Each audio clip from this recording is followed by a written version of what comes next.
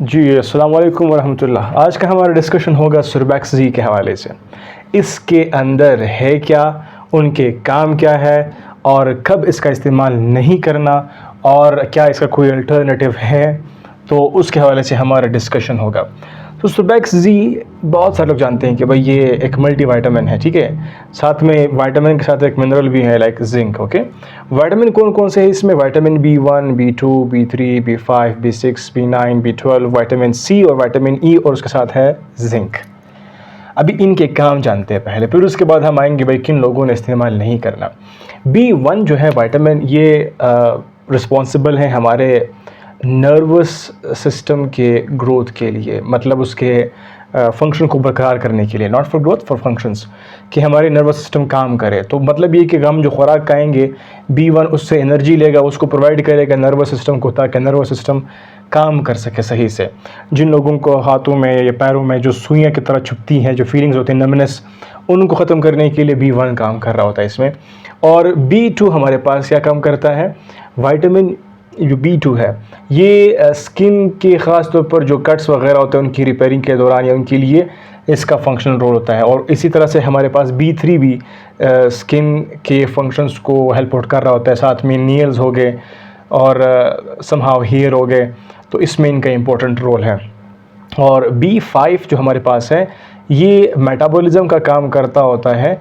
किस चीज़ का? जो भी हमने खुराक में फ़ैट्स खाए होते हैं या फिर कार्बोहाइड्रेट्स खाए होते हैं, चिकनाई या फिर मीठा जो हमने खाया है, इन शॉर्ट में बता रहा हूँ लेमन लैंग्वेज में। तो इन शॉर्ट कार्बोहाइड्रेट्स और फैट्स अगर हम खाते हैं, उनकी मेटाबॉलिज्म में विटामिन B5 जो है वो अच्छा रोल प्ले कर रहा होता है। और B6 यहाँ पर हमारे पास जो है वो जो हेमोग्लोबिन है हमारे बॉडी के अंदर, जो खून के लिए इम्पोर्टेंट है, उसको बनाता है और साथ में खून में ऑक्सीजन को इम्पोर्टेंट रोल प्ले कर रहा होता है।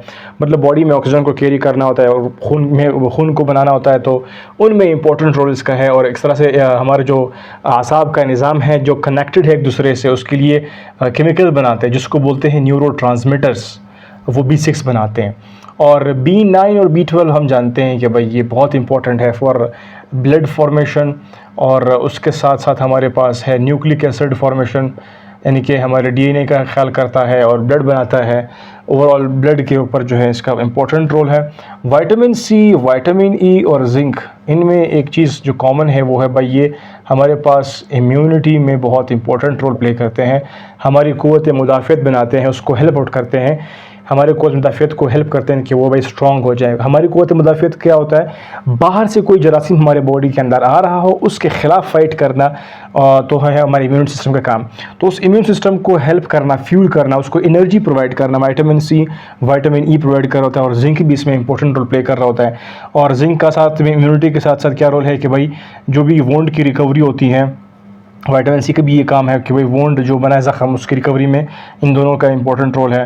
तो ज़ख़म हो गया और उसके साथ वोंड, उसकी रिपेयरिंग हो गई, इम्यूनिटी हो गई, और उसी के साथ सेल्स की जो फंक्शंस है, सेल का काम हो गया ओवरऑल उसको मेंटेन करना। तो ये सी, ई और जिंक का काम होता है। जो ई है विटामिन ई और साथ में सी भी, ये दोनों रिस्पॉन्सिबल होते हैं कि भाई जो सेल है वो अपना सही से फंक्शन कर सके, सेल का डिवीज़न सही से हो सके। मतलब ये कि एक तरह से कह दो कि भाई कैंसर से बचाते हैं एक तरह से। तो अभी ये क्या होगी, ये सारे के सारे हमारे नर्वस सिस्टम को काम करना है, हमारे स्किन के ऊपर, नेल्स के ऊपर, हेयर के ऊपर, और जो खुराक हमने खाया है फैट्स की शक्ल में, कार्बोहाइड्रेट्स की शक्ल में, और हमारे बॉडी के अंदर जो ब्लड बनता है और उसके साथ जो हमारे आसाब को कनेक्ट करने के लिए केमिकल बनता है न्यूरोट्रांसमीटर, वो, और साथ में खून को ओवरऑल बाद में हमारे DNA उसके ऊपर काम, और हमारे सेल्स का सही से चेक एंड बैलेंस रखना, उनको प्रोटेक्ट करना, उनकी हिफाजत करना। फिर हमारे बॉडी के अंदर एक निज़ाम जो कि हमारे बॉडी को हेल्प करता है फ़ौरन से आने वाले जरासीम के ख़िलाफ़, इम्यून सिस्टम, उसको हेल्प करना। तो और साथ में हमारे बॉडी में अगर कोई ज़ख़म बन जाए उसको भरने में हेल्प करना, और साथ में कोई एंजाइम्स बनाने होते हैं उनको मतलब मेंटेन करना, उनके काम को मेंटेन करना।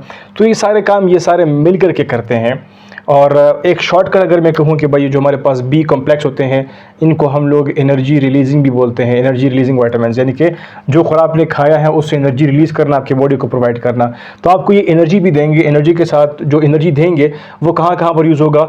वो हमारे नर्वस सिस्टम में, हमारे हेयर, नेल, स्किल और हमारे मेटाबॉलिज्म में, और हमारे नर्वस सिस्टम के अंदर जो केमिकल बनता है न्यूरोट्रांसमीटर, उसके लिए, खून के लिए, और सेल्स की मेंटेनेंस के लिए, वगैरह वगैरह। तो उनके लिए इसका इंपॉर्टेंट रोल प्ले होता है। तो अभी आपने देख लिया कि भाई कौन से विटामिन हैं सुरबैक्स जी के अंदर वो क्या क्या काम करते हैं।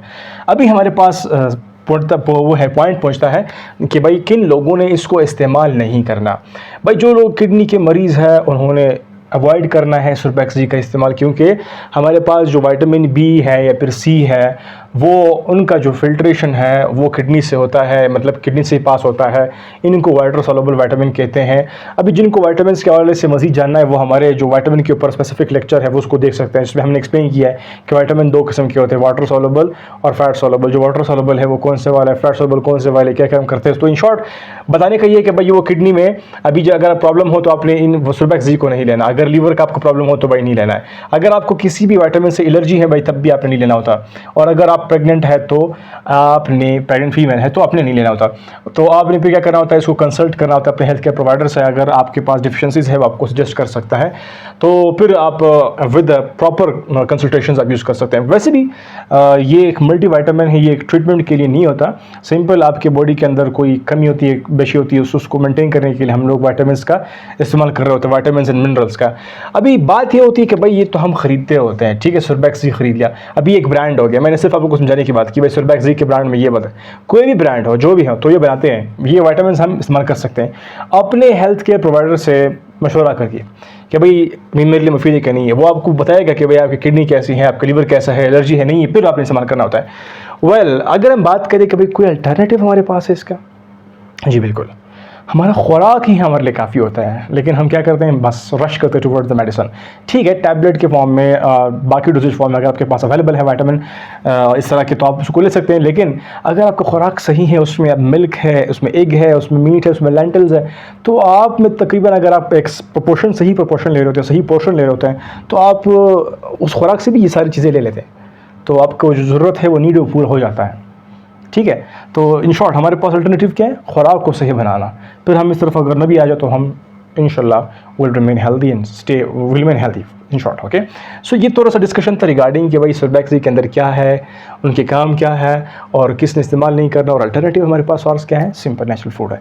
सो आई होप यू गॉट, अगर ये इंटरेस्टिंग रहा आपके लिए, इन्फॉर्मेटिव रहा, तो इसको लाइक कीजिए, शेयर कीजिए, सब्सक्राइब कीजिए चैनल को, यूट्यूब को, फेसबुक को, इंस्टाग्राम को, टिकटॉक को। We are available on social media, so don't forget following us, subscribing us and telling your friends about us। कौन है हम, डॉक्टर UUT लेक्चर्स को। ठीक है, थैंक यू।